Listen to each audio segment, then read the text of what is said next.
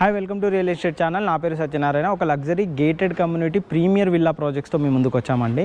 ఈ ప్రాజెక్ట్ వచ్చేసి మనకు ఉస్మాన్ నగర్ తెల్లాపూర్లో వస్తుందన్నమాట. మనకంటే తెల్లాపూర్ రోడ్ కనెక్టివిటీ తోటి ప్రాజెక్ట్ అనేది ఉంటుంది. మనకి ఉస్మాన్ నగర్ ఏరియా కిందకి వస్తుందన్నమాట.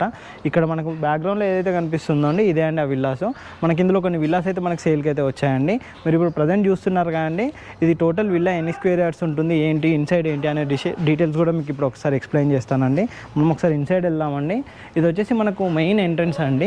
మెయిన్ ఎంట్రన్స్ కనుక చూసుకున్నట్టయితే ఈ విధంగా ఉంటుందన్నమాట.